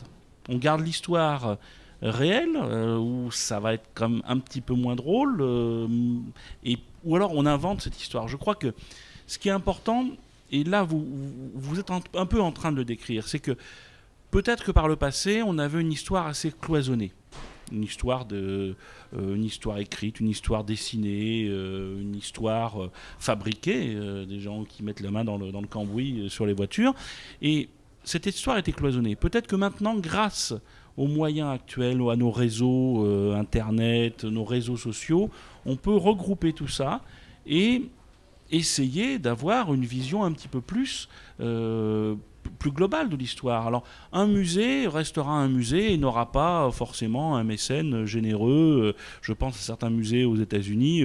Le musée Petersen est fabuleux. Le musée Petersen vous montre une histoire de la vie américaine et comme par hasard, il y a une voiture dedans. Mais avant de vous montrer la voiture, on vous montre l'habitat californien qui a été modifié grâce à l'arrivée de la voiture. Derrière, les financements du musée Petersen ne sont pas ceux de Mulhouse.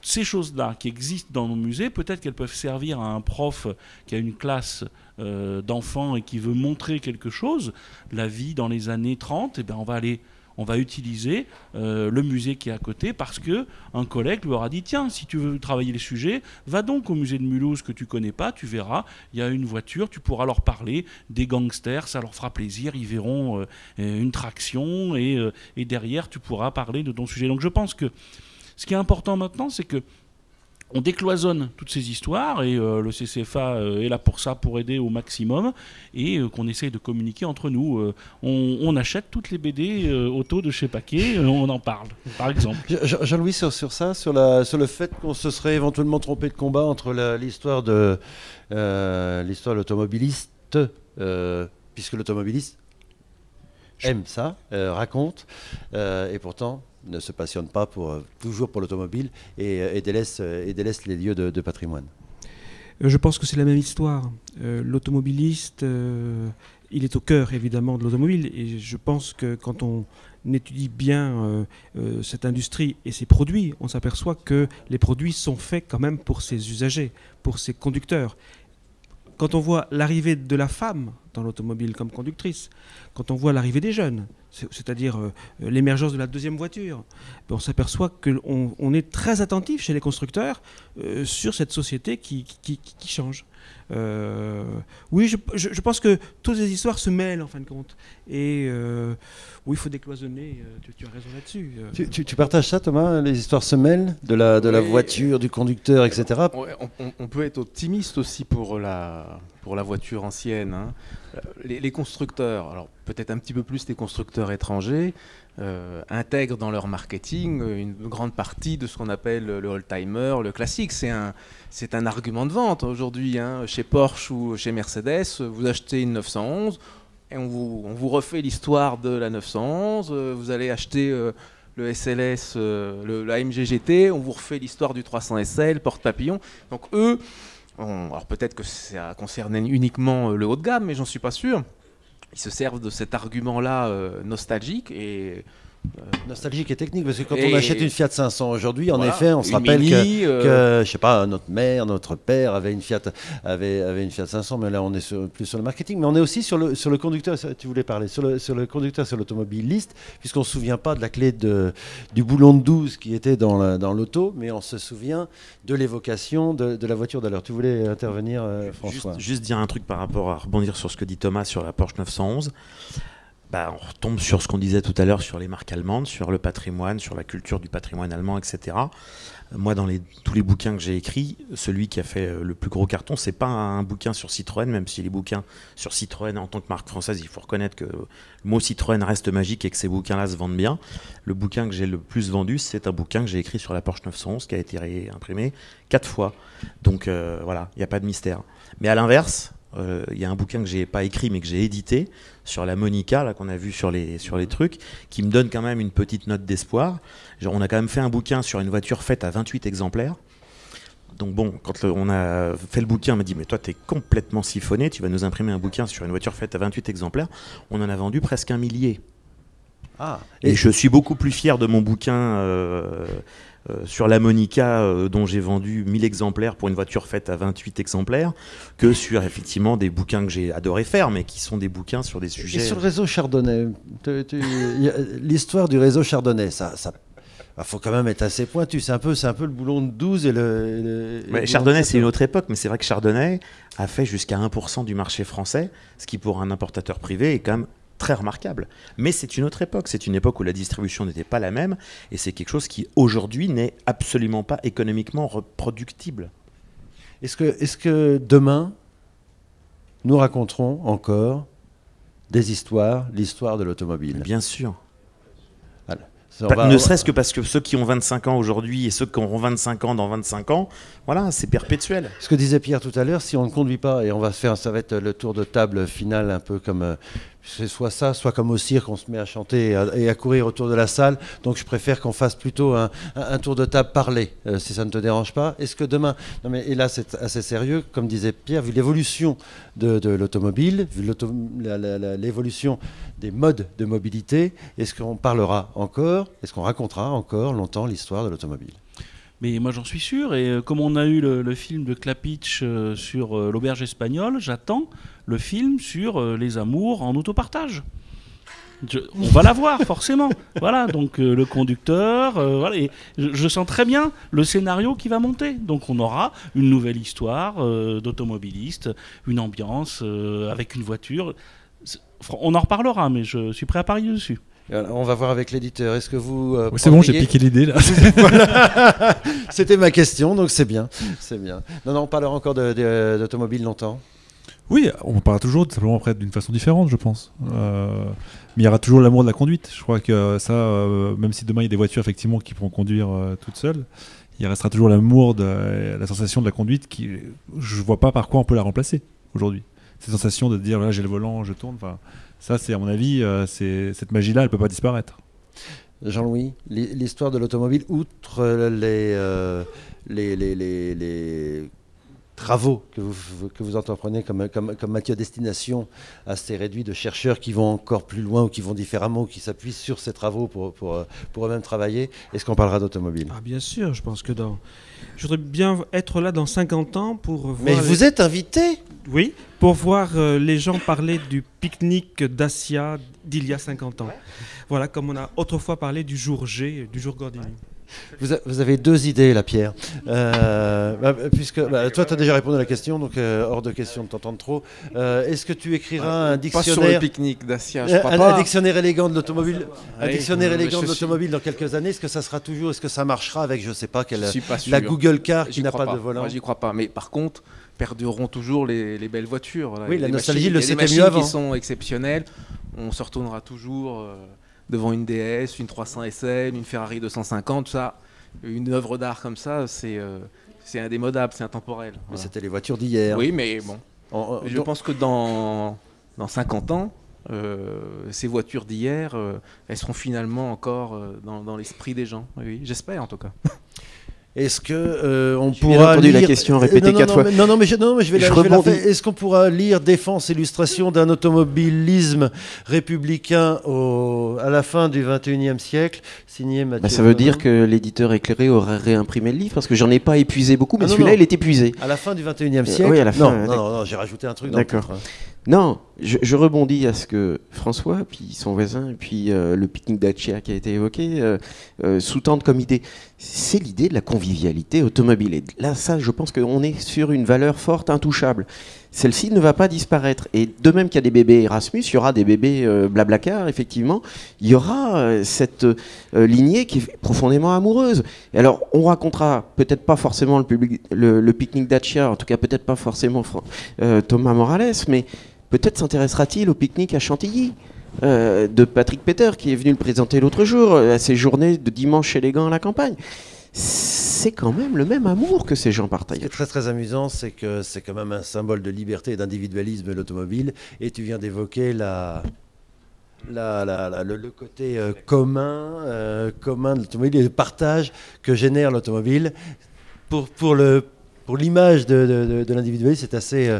cette contradiction est intéressante et c'est toute... non, mais si tu permets, je pense qu'on est aussi au cœur là, de l'enjeu politique pour y revenir, parce qu'il était présent, et c'est bien. Ce mot a échappé au monde de l'automobile trop longtemps. Voilà. Le mot de convivialité. Convivialité pour un objet qui est quand même un des symboles de l'individualisme. Oui, mais l'individualisme n'est pas forcément arrogant, il n'est pas forcément quelque chose qui écrase autrui. Enfin, il faut plaider là quand même pour une vraie responsabilité de la pratique de cet objet. Et donc reconquérir cette convivialité, je crois que l'automobile connectée qui témoigne enfin vraiment d'une résilience incroyable. Cet objet qu'on caractérisait de ringard, il ringardise en fait ceux qui l'archaïsaient. On est dans une problématique totalement inversée d'un objet qui dépose, enfin d'un secteur industriel qui dépose nombre de brevets. Enfin, je suis pas là pour le défendre, je suis pas dans mon rôle de pédagogue pour dire cela, mais il y a des éléments qui touchent à des vraies valeurs humanistes, encore une fois, que l'automobile n'a pas perdu et qu'elle doit reconquérir. Et si pendant un temps elle a été arrogante, si pendant un temps elle a été distante, je crois que les constructeurs ont un peu muté là et ont compris les enjeux. Eh bien, on verra ça dans 50 ans. Je vous rappelle que le mondial 2074 se tient, je parle sous couvert de François Roudier, du 7 octobre au 28 octobre. 28 décembre, oui, oui. Mais Thierry S voulait vraiment garder le titre de premier salon du monde, c'est pour ça que c'est un petit peu plus long. Merci à vous, Mathieu Flonneau, Thomas Morales, à François Alain, à François Roudier, à Jean-Louis Loubet et à Pierre Paquet d'être venus pour participer et discuter. J'espère que ça vous aura intéressé à ce dernier des ateliers du Mondial 2014, des ateliers qui ont été nombreux, qui ont été suivis, pas mal suivis du tout d'ailleurs, et c'est grâce à vous. Donc merci beaucoup.